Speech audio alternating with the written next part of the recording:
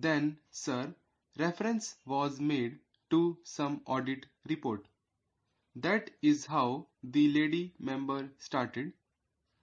She said that the Defense Ministry was not doing its job quite well.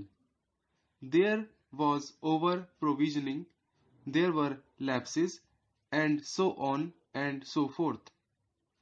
She said that the money which could have been spent for many beneficial projects was locked up in the defense estimates and was ultimately given back. Now, as a matter of curiosity, I think the House ought to know that these comments were made mostly on the audit report, which dealt with the accounts of namely 2 years back and which dealt with many cases which arose in the years 2000, 2001 and 2002 when conditions were not normal. We were then just recovering from the effects of the Indo-Pak War, and these cases of over-provisioning came up before the audit. Now, these are the points which have been raised in this audit report. As you are aware, sir, there is a Public Accounts Committee whose main function is to go into the details of all these matters and to examine them. I am told that the Public Accounts Committee is at present engaged in the task of going into all these questions and taking steps to see whether the comments made by the Auditor General are satisfied or not, and whether there is a sufficient explanation forthcoming or not. The Public Accounts Committee has also got to devise the steps so that those irregularities should not occur, and these should be no over provisioning.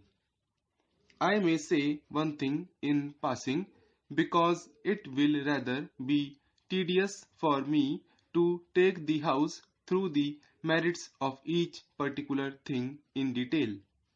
Please remember that there is no question of over provisioning.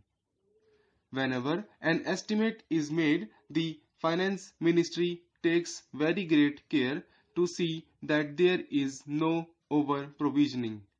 Sometimes it so happens that the money is not spent for certain reasons. For example, we may have got to pay rupees 5 crores for a certain equipment which may have been ordered from abroad and which may be due to be delivered in the financial year, that is to say in 2006-2007, but when the dates of deliveries approach, the contractors or the suppliers may ask for a little extension of time, and the result is that instead of the goods being delivered by March 2007, they may be delivered in May 2007 or in July 2007. This may result in the money being held back. Now, such things do happen, but that does not indicate any lapse on our part or any mistake on our part. Similarly, sometimes it happens like this.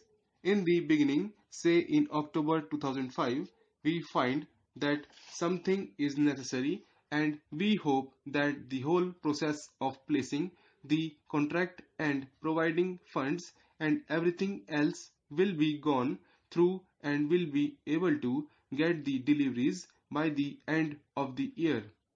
But negotiations take a lot of time. The contract is signed much later than we had imagined it could be assigned, and the result is that the goods are not forthcoming by the end of the year and the money is held back. So that may occur, but that does not indicate any fault or any deliberate over provisioning on the part of the Defense Ministry. It would be stupid to do so.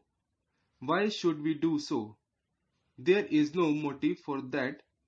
My honorable friend referred particularly to one item of rupees 2 crores recoverable from the central ministries and the state governments. Now, I went into all the details and I found that most of this money was under recovery from the central government and the state governments.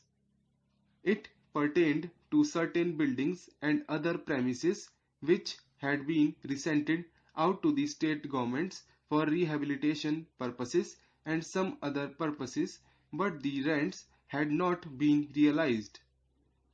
This amount of rupees 2 crores represents the rents to be realized. Now I submit, sir, that the House should take this assurance from me that we are most anxious to prepare our estimates as accurately as possible, and on that basis the money estimated should be spent.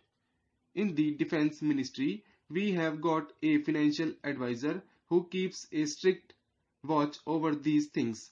My honorable friend said that we were spending 50% as a matter of exactitude, and that is not quite correct. I think if you only take the revenues, then it may be about 40 to 41%.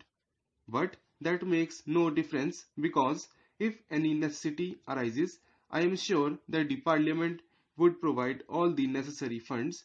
So it is not 50%, it is substantially much less than that. Then there was some reference made about the structure and there was some comment, what about the establishment of an army council? Now this is really a reference to the structure which exists in the United Kingdom. I am not saying anything about the official structure there. Probably it is very good, but so far as we in India are concerned, we went into this matter and we came to the conclusion that our existing structure performed really the same functions. As you are aware, sir, for the purpose of deciding high policy matters, we have got the Defence Committee of the Cabinet presided over by the Prime Minister. It is not confined to the Cabinet Ministers or a few of them, but the heads of the three services, namely the Chief of the Army Staff, the Chief of the Air Staff, and all other senior officers.